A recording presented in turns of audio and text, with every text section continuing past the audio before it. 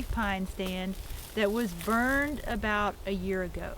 This is really important if you're starting to think about pine straw management and you want to also have longleaf pine. Longleaf pine is a fire adapted species. It's adapted to a mosaic of fire on the landscape every 2 to 3 years. Fire is, again, super important if you're thinking about longleaf pine management. And fire can also be a really helpful tool if you're looking at managing for pine straw.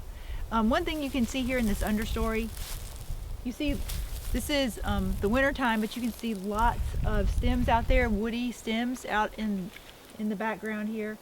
The thing is this was an area that hadn't been burned in a few years, and so about a year ago it was burned, and so it's important to think about you need to get a good burning regime planned if you are going to actually rake pine straw, because you don't want to have all these stems in the understory if you're trying to rake. You'd rather have it somewhat cleaner.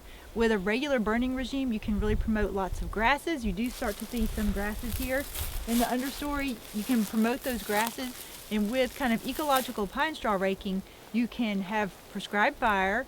You can have your native understory with your native grasses.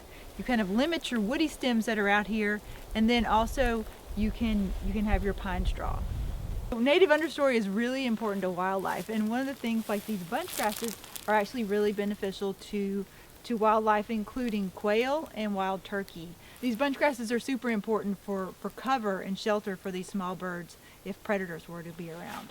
If you have a site where it's really gone too long and you have your understory and it's really not being controlled by fire, you might want to consider some understory mulching. Mechanical means can actually help. It's something a lot of times people don't think about, and they think, well, it can be really expensive, but it can actually kind of help you get to the point where you want to be sooner, and also sometimes it may be your only resort if you have had fire excluded for too long. Another thing to think about is if fire is excluded too long, you can actually start to get these islands almost of woody stems that fire will not travel through. And as the fire just continues to, it'll get up to these islands of this woody material and it'll just really fizzle out. And then what happens is those islands just get bigger and bigger and bigger through time as the fire is not able to push through.